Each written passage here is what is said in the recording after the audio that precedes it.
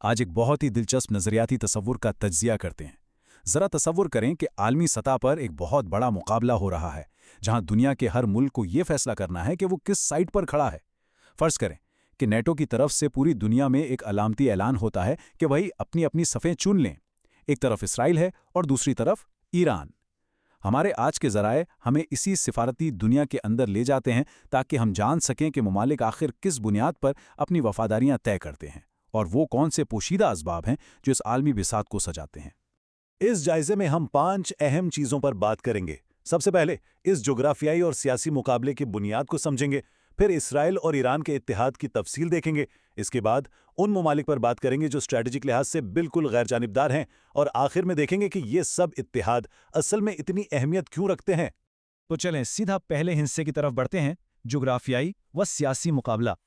ہمارے ذرائع یہاں ایک بہت ہی زبردست اور بنیادی سوال اٹھاتے ہیں: اس سارے مقابلے میں کون کس کی حمایت کر رہا ہے؟ جیسا کہ ہم نے شروع میں بات کی، اس نظریاتی مقابلے میں نیٹو کی طرف سے ایک فرضی اعلان ہوتا ہے کہ جو ایران کے ساتھ ہیں وہ ادھر ہو جائیں اور جو اسرائیل کے ساتھ ہیں وہ ادھر۔ یہ تصور اصل میں ایک اینک کا کام کرتا ہے جس کے ذریعے ہم عالمی سیاست اور ان کے پیچھے چھپے اصل اسباب کو بہت آسانی سے دیکھ سکتے ہیں۔ اب آتے ہیں دوسرے حصے پر، یعنی اسرائیل کا اتحاد اور اس کے پیچھے موجود محرکات۔ ذرائع بتاتے ہیں کہ جو ممالک اسرائیل کی حمایت کرتے ہیں ان کی وجوہات بڑی ٹھوس اور آفیشل ہیں۔ مثلاً ان کے درمیان زبردست فوجی امداد اور انٹیلیجنس شیئرنگ ہوتی ہے۔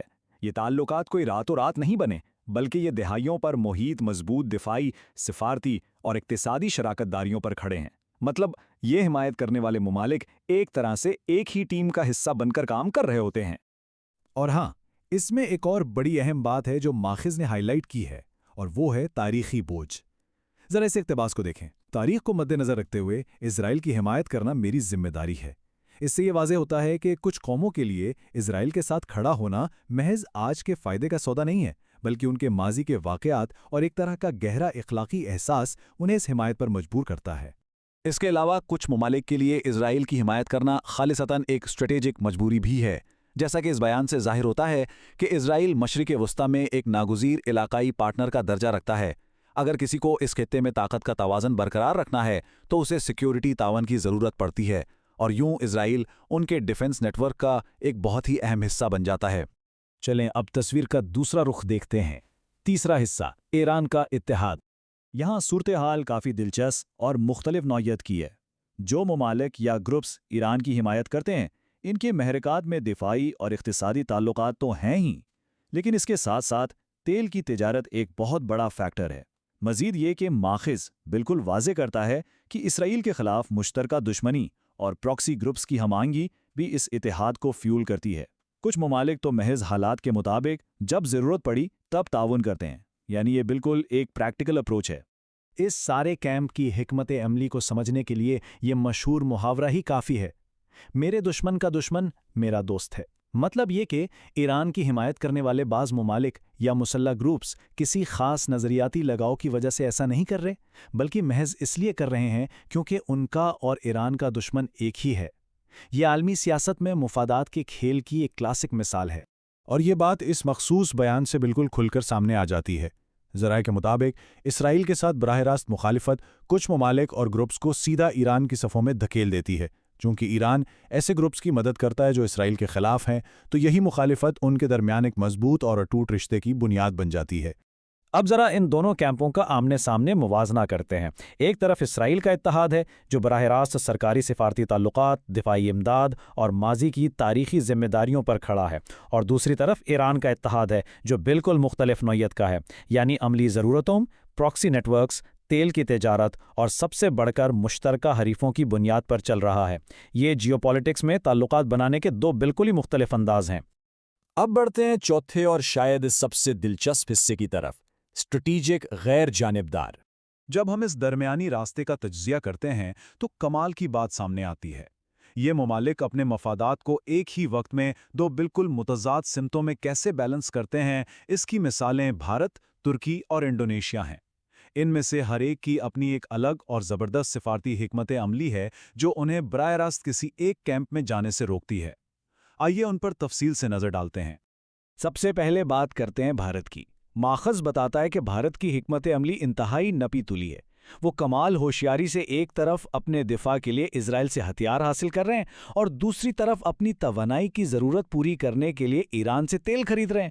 مطلب انہوں نے اپنی فوجی اور توانائی کی ضروریات کو بالکل الگ رکھا ہوا ہے اور وہ کھلے عام دونوں کی حمایت کرتے ہیں، کیا کہ ان کے ملکی مفاد میں یہ دونوں ہی ضروری ہیں۔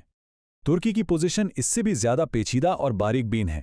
ذرائع کے مطابق ترکی عوامی سطح پر تو اسرائیل کی پالیسیوں پر خاصی تنقید کرتا نظر آتا ہے، لیکن اندرون خانہ وہ اسرائیل کے ساتھ اپنا بزنس اور تجاری تعلقات جاری رکھتا ہے۔ اور اگر ایران کی بات کریں تو ان کے ساتھ بھی ترکی کا رشتہ اتار چڑھاؤ والا ہے، جہاں وہ بعض اوقات علاقائی حریف بھی بن جاتے ہیں۔ تو اس ساری متضاد صورتحال میں ترکی کا مجموعی موقف یہی رہتا ہے کہ وہ خود کو غیر جانبدار رکھے۔